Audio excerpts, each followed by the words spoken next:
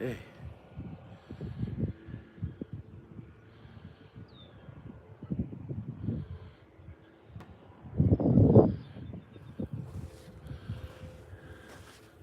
Hey everybody.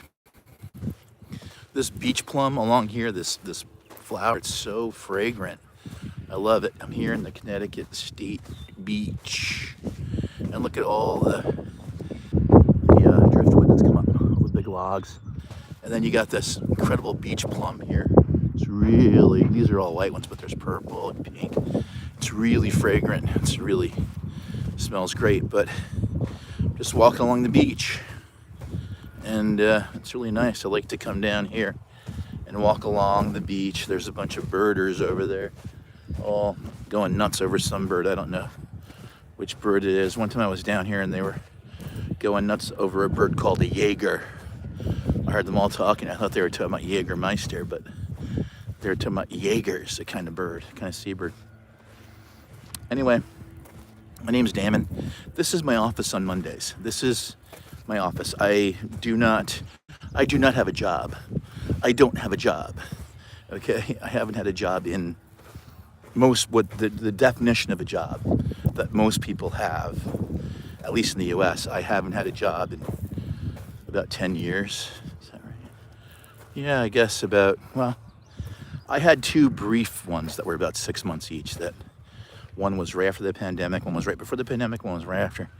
But other than that, really, I mean, very brief. Anyway, I really don't like this. She's totally not paying attention. Okay, I'm not gonna do that. I'm gonna go over here. I'm gonna walk down over here. And I'm just gonna go over here.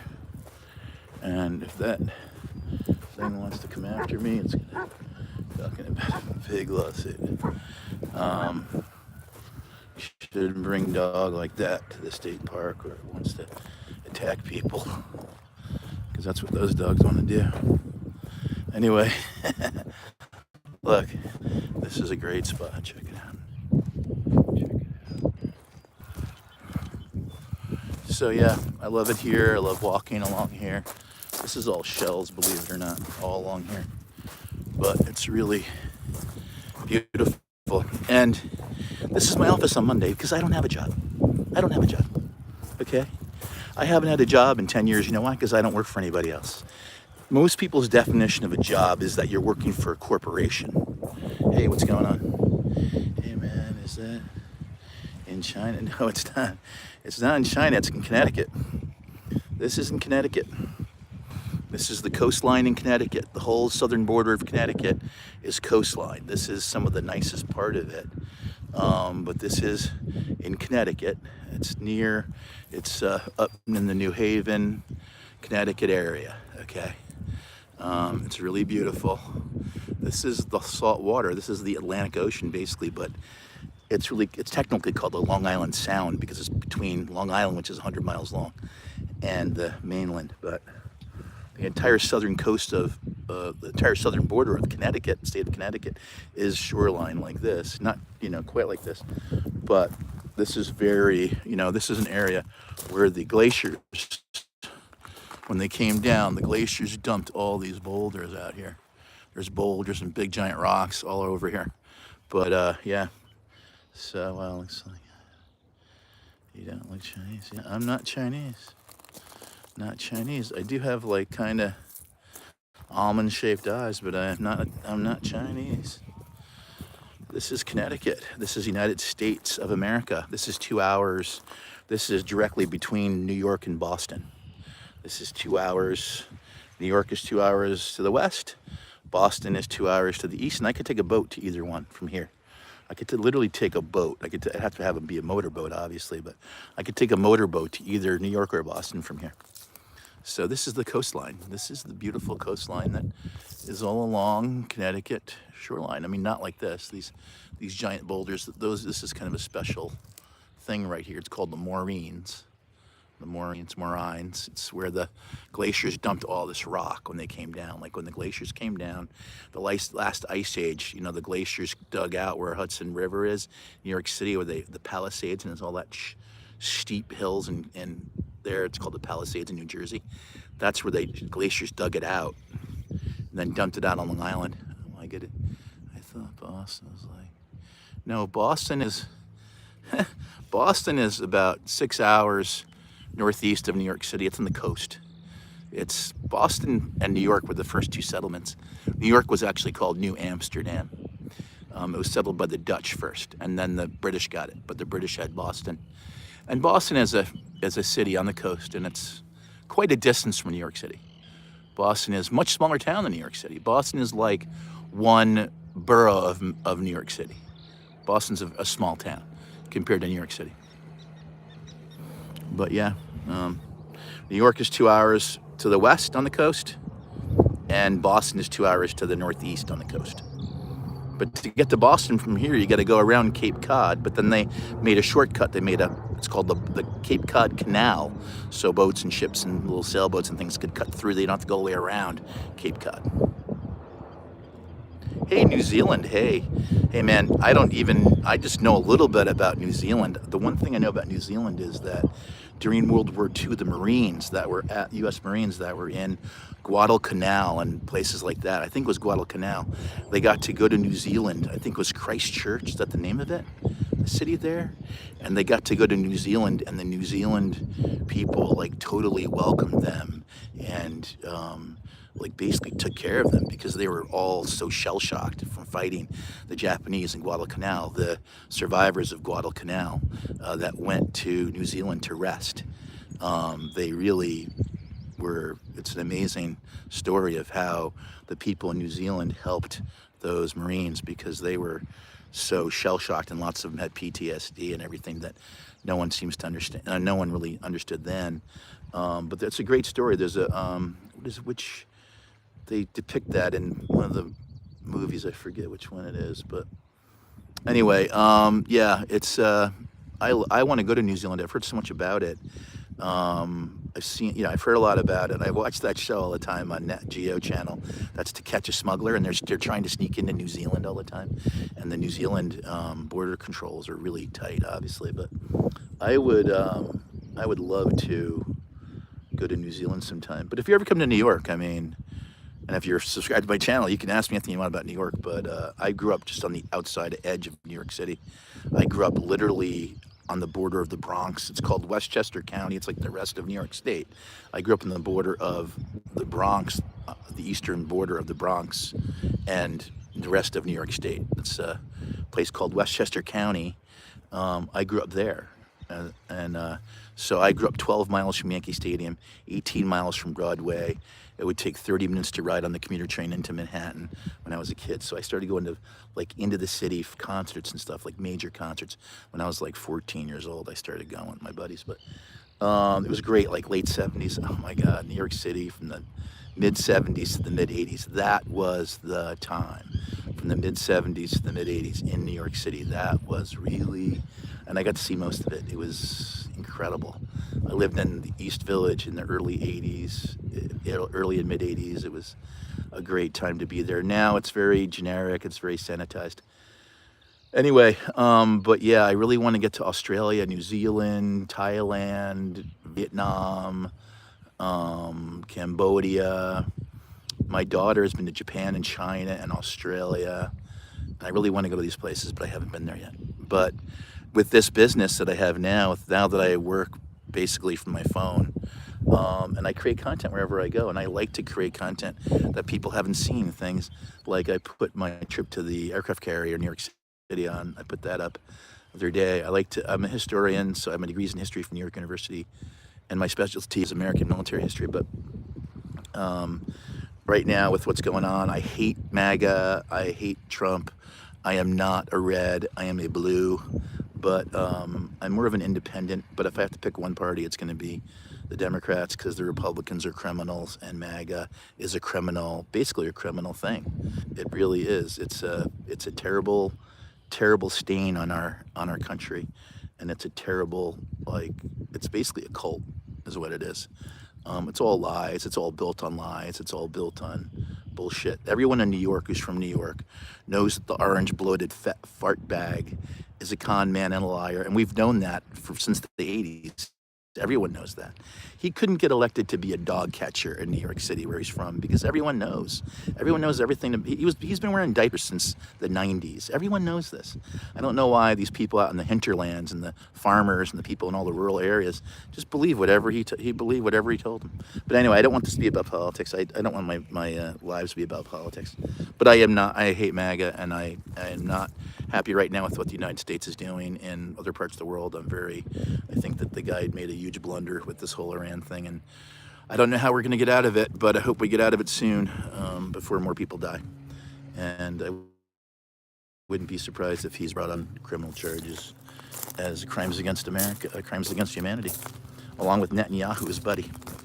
Anyway, he won't be able to travel to anywhere because he'll have to get arrested by any European countries that are part of the Interpol treaty.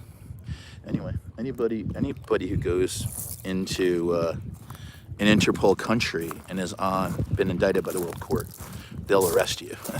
So, like Netanyahu can't really go to too many countries. Of course, Putin can't either, and probably Trump will be indicted by the Hague soon. I wouldn't be at all surprised.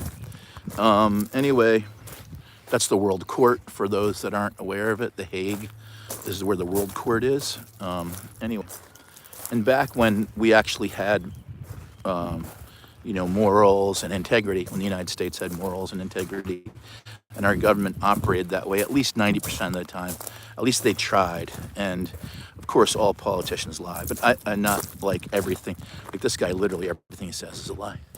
Anyway, I'm here. This is my office, and yeah, it could look like any other coastline in the world, I guess. But what I love about it, it's in Connecticut, and it's very beautiful. And it's 2 miles, and it's about 500 acres, 400 and something acres. So it's really beautiful. And this is my office on a Monday. I mean, does it get any better than this? I mean, really, I get to come here and sit here and just hang out and okay, I can just go live on YouTube from here. I can go live. And then I can do part of my 2-hour workday, because part of my 2-hour workday is creating content. So about a half an hour usually is going live, and about another half an hour I create a couple of videos I put up on YouTube, like 2-minute videos, or maybe some are 30 seconds, but that's called short form. Whereas the live is more long form, because it's going to be I don't know, it's already been a few minutes, 12 minutes, but I had a connection problem before, which I would never had before out here. But I just started trying to do lives out here because it used to be I had to have Wi-Fi. Now I can just do it because I have a 5G phone. But all you need to do this is a phone, 2 hours a day, coachable attitude. And basically that's it. I mean, Wi-Fi, phone, you need a phone, 2 hours a day, coachable attitude, and a phone and a Wi-Fi, and you need to have the desire to change your financial circumstances, because let's face it, when we're older, do we really want to go work in a supermarket for $15 or $20 an hour? Or maybe 25, whatever it is, whatever the job is, I don't know. I don't want to do it. I don't want someone else to be telling me when I can take time off. I don't want someone else telling me when I can go see my kids, or what I can, I don't want to have to ask permission. I'm 62 now, and when I was 60, I found this incredible program, and I decided I didn't want to have to ask permission anymore to do things. I don't want to do that. I want to have my own income streams. I don't care if it takes me a long time to develop them, because once I develop them, I'm going to have them for life. Thanks for the love. I saw a couple taps there. I guess it's from you. Yeah, so one of the things is that I just started doing these lives maybe 10 days ago, kind of consistently. So what they say in our training of our program, which, we're supposed to do 2 hours a day, but the main thing is that we plug in every day to our platform, which is school, where over 60,000 people in our community can plug in every day. We have people all over the world. I was looking at the map the other day because during my live, a guy asked me about Africa, and he said he was in Ethiopia, and he said, you have people in Africa. And I was looking at, we have 15 or 20,000 people in Africa. A lot, the majority probably in South Africa, and then there's, I don't know, I was looking at, there's 700 people in Kenya. There's he was in Ethiopia, so I looked, and there was literally 6 people in Ethiopia. Because on our school platform, there's a feature is there's a map, world map, and you can see where everybody is. So I know that out of the 60, when I joined 2 years ago, it was 17,400 people. And I heard a stay-at-home mom saying she's making $300 working 2 hours a day, and she was making it in her sleep. And I was like, what the heck is that? I have to know what that is. Because my whole thing was I was looking for something I could do remotely where I didn't have to go into an office. And I used to work for companies remotely from California. In fact, I stopped commuting and I stopped going to an office in 2001. I've been working from home since June 2001. Thanks. I've been working from home since June 2001. Okay, literally. And in those days, I was making my money online also from my phone, from my BlackBerry, from my laptop. But I was working for corporations, representing them in the New York area for advertising sales. Companies from California, media companies, newspaper companies that needed somebody in New York to sell advertising for them. But it was all digital, and I had to go to the office. I had to go to New York for a meeting sometimes, or Boston for a meeting sometimes, because I live right between the two. But I had a home office, and so what that meant when I had a 4-year-old, a 3-year-old, and a 1-year-old at the time that I started working from home. And so it was great because I got to help my wife out with the kids all the time. I got to be on the soccer field when they were starting to play sports. I could be on this field early. People that discovered this in the pandemic, I kind of felt sorry for them because it was like, I've been living this life for 20 plus years. Okay, thanks. Yeah, but that was the corporate America, right? But then I aged out of that. I kind of aged out of that. And it turned out no matter how good you were, once you got into your 50s, it's like, for especially a small startup, which is kind of my specialty, when you need, I have a drug that it's for autoimmune. It was called Humira. Now I switched it to Tremfya, but I have to take it because I have super bad psoriasis. And that kind of happened when I realized I had 3 little babies and my wife couldn't work anymore because we had 3 little babies and it didn't make sense. And it was all on me. That's when I got the stress that I got psoriasis. But anyway, that drug is like $10,000 a month. So if you're working for a small little company and you need a drug like that, in the US, it's going to affect their overall healthcare costs, because if you need a drug that's $10,000 a month like I do, which I take Tremfya, it wipes out all my psoriasis, and mainly protects me against the arthritis, that's going to throw small company's numbers all off. So I was actually laid off from a couple startups because I needed that drug. And so I figured out after a while that, you know what, hey, I don't need to be, I can figure this out. Like, I need to work for myself because I cannot stand I don't want to work for anybody, okay, literally. And now with my other company that I have, not this, because I just do this 2 hours a day, but my other company that I have, it's more of an advertising company. I don't want any investors in that company, even if it takes me longer to build it, because that just means I'll have to answer to people, just like a job. If I take investors, then I'll have to answer to the investors. It's just like having a boss. That's why I don't care if, because taking investors, would make it much quicker for me to get to my goals, because I have the money to hire enough people. But, and it's to a job, yes, to a job. But it's not a job like what you're thinking about. I'm talking about a job. Now, most people won't want to do it, but I'm talking about it's 100% commission. It's selling advertising, and I'm not talking about this for right now, but it's where people can make a lot of money because of the percentages involved and the volume of money, okay? But this right now, I'm talking about, this is the 2-hour workday that I do every day. So I do this for 2 hours literally every day. And I've been doing this for over 2 years. I started when I was 60 years old. We have people 18 to 87 doing it. All you need is a phone, Wi-Fi, coachable attitude, and 2 hours a day. And other than that, you need to have the desire to change your financial circumstances. And then you need to plug into the trainings, okay? Which I'll admit, I have not been consistent enough. Because when you go to the school community and you plug in every day and you have to make, I think it's 7 comments a day. You have to either post or make 7 in our school community where you can make comments and stuff. You got to do like 7 posts a day to get the dark green chip for that day. And every day it monitors you. And if you've got a light green chip, it means you only maybe interacted a little. If you've got, a darker green chip, it means you not only logged in to see what was on the calendar for, maybe there was a Zoom call for today. Like on Mondays, our founder we have a Zoom call every Monday at 12 noon. It's awesome. So I know that. I know that now. I know that I don't have to log on the calendar, but every Sunday I log in the calendar to see what's coming up for the week, how many Zoom calls there are, which ones I want to be on. Then I just write those on a sticky note and I stick it to my laptop so I don't forget, because I forget stuff. But anyway, that's why I usually don't want to have Monday meetings at any company, because I don't want to have a Monday meeting with a client because I will forget it. I will forget that meeting. Maybe Monday afternoon, but never Monday morning. Never Monday morning and never Friday afternoon. I learned that in business. Like, that's just, forget it. Don't even do it. People don't like it. People I'm calling on don't like it, and I don't like it. So Monday mornings and Friday afternoons, those are carved out, and whatever. But for this, it's just 2 hours a day. This is literally 2 hours a day. So I've been on right now for 20 minutes. So this is my Monday. This is my Monday. So when I'm done with this, I'm going to make a couple of short form videos. And then I'm going to post those up on here. And that's it. So what did that, sorry, what is, but it could, yeah, well, you can watch a lot of footage from of New York on YouTube of how it used to be. You can see a lot of actual footage of what it looked like, the cabs looked like, and everything. There's also great movies that really bring you back. I mean, I could tell you right now, like there's a movie called Taxi Driver that I don't know if you've ever seen it, but that captures the early mid 70s in New York like really nothing else does. Taxi Driver with Robert De Niro. If you haven't seen it, you got to see it. Okay, that captures New York in the 70s. It was filmed in New York.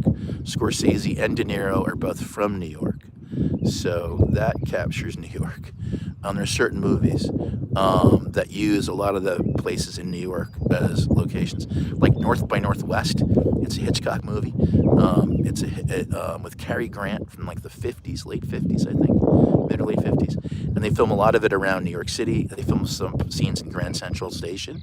And it's amazing because a lot of the parts of Grand Central Station are still the same, like almost 100 years ago. There are no more phone booths though in Grand Central. There are no more phone booths. Hello, bro. Greetings from Poland. Hey, man. Hey, Poland. How you doing? Hey, I've been all over Europe, but I was in the 80s before my kids came along. And I made it to East Germany in the 80s, believe it or not. But I did not make it to Poland, and I'm really looking forward to going to Poland. I'm really, really looking forward to it. I've heard a lot about Poland. I really want to go to Poland. It's on my list. I'm going to go to Poland. I'm going to get that new Eurail pass. That's for older people. And I'm 62, so I can get that Eurail pass. And you can go to like 34 countries. I mean, when I had the Eurail pass in the 80s for like graduate students and stuff, you can only go to like, I think 15 countries or something. But now with the new one, you can go from Finland all the way down, Poland and Sweden, all the way down to Turkey and Greece and everything in between. So it's amazing. And I used to travel a very certain, hey, thanks, yeah. I used to travel a very certain way in Europe. And I figured out a way to travel. I tried to do it on that book, Frommer's Travel, $25 a day in the 80s. And I did pretty well with it.